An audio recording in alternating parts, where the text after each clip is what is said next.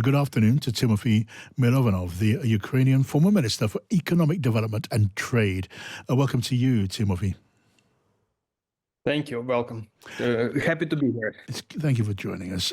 Can you give me a sense of the impact on morale of enduring yet another murderous missile attack? And then this after hearing President Trump saying he's not picking favorites between Kyiv and Moscow. Well, I think the mood or morale is pretty stable in Ukraine. We are under bombardments, out and bombings for 3 years.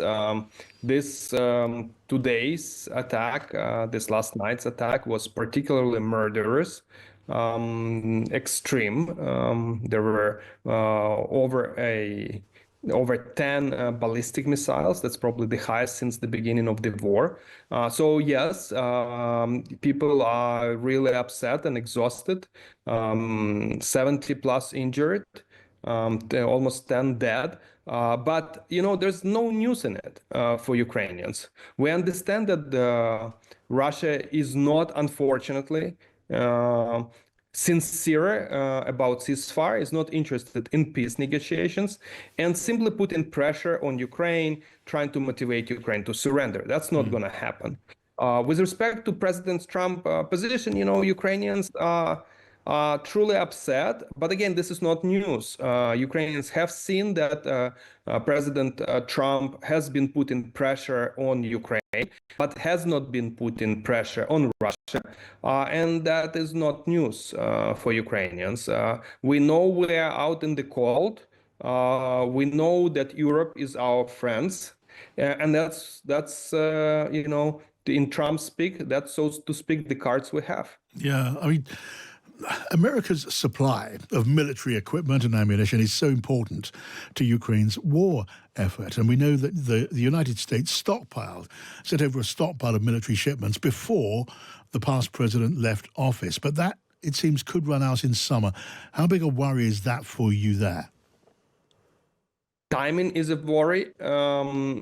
Substitution is a worry. There are specific capabilities which are close to impossible to replace, in particular Patriot missiles, so anti-ballistic air defense. Then there are these HIMARS rocket systems, which are crucial for air defense, for intercepting cruise missiles and drones.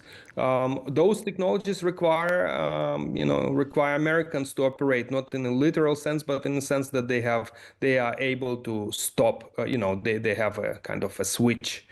They can deny Ukraine the ability to use those systems which have already been supplied to Ukraine. So that's very important. So in that sense, yes, Ukraine relies on the U.S., but, you know, this leverage is only there if Ukraine is not forced to surrender. Yeah. If Ukraine is forced to surrender, then HIMARS systems and air defense doesn't really matter. Yeah. Last month we saw Washington cutting off that supply of weapons and vital intelligence. Now, there are those who worry that might happen again, and maybe this time for good. Do you share that view? Because to do that, surely, would be a drastic step by the president. It would be to many tantamount to Washington allying with Moscow. Is it a real possibility in your mind? Some people think so. I'm more skeptical, personally, as you know, my view. But it is really damaging for the relationship between Ukraine and the U.S. because, okay, Ukrainians can understand that the future supplies of Patriot missiles perhaps are not coming. Okay, fine. But, you know, cutting off intelligence, which is resulting in the death of Ukrainians immediately, that feels like simply strong arming for the point of, you know, teaching a lesson after the Oval Office incident. So, you know, some people say there is blood on people who made this decision on their hands. So that didn't go very well in Ukraine. That really alienated Ukrainians and created a gap between the United States. So can that happen again? Absolutely. Is Ukraine and European allies working on substituting the intelligence? Yes, absolutely. Will it take time? Yes. Is it crucial? not as critical as many people think. What is critical, in my view, is air defense, and that's where Ukraine needs American support. And that's why President Zelensky recently made an offer to President Trump to buy Patriot missiles, with just simply as commercial transaction, which was refused by President Trump. So, air defense, why wouldn't you sell it? So in short, Ukraine does depend on the U.S., but it will survive without the U.S. support if the European support is there, but it will mean more lives lost. That is really an interesting analysis. Now, with the President of the United States hardening his position as he has, or rather, again, hardening his position, where does that leave the minerals deal, which we were told was pretty much ready to sign between Ukraine and America? Well, I've seen, even myself, I've seen multiple variations of the texts of the deal, and they go back and forth between what people consider to be totally acceptable to something which is completely draconian.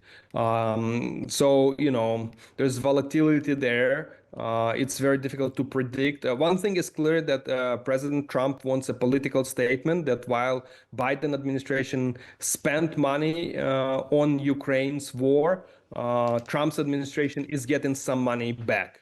Many of Ukrainians feel that these are reparations rather than some kind of fair deal. So I think what we will end up with some political compromise where these statements will be made, but in practical terms, it will look more like a more reasonable, mutually beneficial deal. The politics and the economics will be a little bit divorced in this deal. All right, thank you for that, Tymofiy Mylovanov, the former Minister for Economic Development in Ukraine. Thank you. Now, after the appalling attack, a Russian missile attack into Ukraine overnight, we've just been listening to President Trump telling us he's sure peace will be achieved. He's just been talking to the media at the White House alongside the Norwegian Prime Minister. We are thinking that very strongly that they both want peace. But they have to get to the table. We're waiting a long time. They have to get them to the table, and I think we're going to get peace. We want to save 5,000 young people. I used to say 2,500. I now say 5,000. I don't like that it takes long at all, but I think they both want to make peace. I do believe so.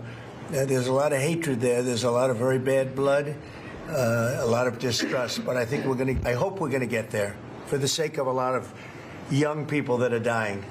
Donald Trump speaking just a short while ago. Well, I've been talking to Ukraine's former Prime Minister, Arseniy Yatsenyuk. He believes Putin is outplaying President Trump. There is no way that President Trump can get along with war criminal Putin. So even in case if this is the ultimate goal of President Trump, this goal has no any kind of real sense. They are natural rivals, not rivals, they are enemies. And it is, and it will be. And right now, war criminal Putin is outplaying President Trump. That's the former Ukraine Prime Minister Arseniy Yatsenyuk. We can now welcome Sir Mark Lyall Grant, a former National Security Advisor and former ambassador for this country to the United Nations. Hello to you, Mark. Good evening, John. You're very, very welcome, Mark. Thanks for joining us. Have a listen back to this. You may have heard this earlier. Speaking on Times Radio Breakfast, we had the former Defense Secretary Grant Shapps, and he was accusing President Trump of being in cahoots with Vladimir Putin. Have a listen. You've got this terrible combination of a president who just for some reason seems to support the tyrant. I have some theories as to why, but I may have to wait for the 30-year rule to talk about them. Do you want to offer one now? Thank you. I think I'll probably resist, but I don't think it's too much of a stretch, and many of your listeners will already know because it's publicly reported that he's had previous both run-ins with Kyiv unrelated to the war, and people may come to their own theories as to why he seemed to be in cahoots with Putin. Mark, what do you make of what we heard there from the former Defense Secretary? Well, I'm not quite sure what he's alluding to there. I mean, he's absolutely right that President Trump has had a grievance with President Zelensky for some time, going back to the whole Hunter Biden affair in the previous US election.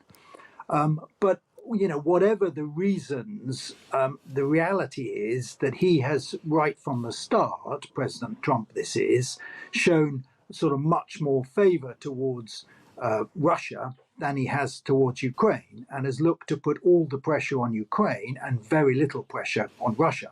Now, whether that's because he feels, as he puts it publicly, that Ukraine has no cards and therefore is more likely to fold, or whether it's because he genuinely thinks that that is the best way to get a deal, it's difficult to say, but that is the reality of what he's done. And so far, that hasn't proved to be a successful tactic. No, that's clear. And Mark, as a former senior diplomat, as a former national security advisor, what would your advice be to Number 10 Downing Street, to the British ambassador in Washington, anyone whose job it is to try to persuade Washington to get more on side in support of Ukraine? How would you suggest they go about that? Well, I think Keir Starmer's done a pretty good job so far on that. He has made clear that Europe is prepared to step up, which was one of the demands that President Trump made, that they are prepared not only to increase their defense expenditure, increase their military support for Ukraine, but also, if necessary, at a point when there is some form of truce or ceasefire, to put British troops and other European troops on the ground as part of some sort of security assurance. And I think those are all the right moves that the British government has taken. But of course, privately, I'm sure you'll see diplomats in Washington trying to persuade people within the Trump administration that Zelensky must be given an opportunity to have a realistic way out of this that is short of surrender. Yes. That if he literally surrenders, then that will just give President Putin an opportunity to come back and launch an even, fuller scale invasion sometime in the future. And I think getting that message across, perhaps not only to the White House, but also on the Hill, which traditionally has had bipartisan support for Ukraine, I think is what British diplomats will be doing at the moment. I mean, as national security advisor, you had your opposite number in Washington.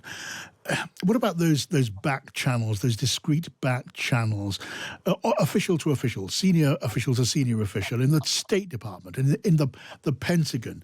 Does that provide a sort of route into the thinking of the president? Because he is famously suspicious of, well, the deep state, as it's called.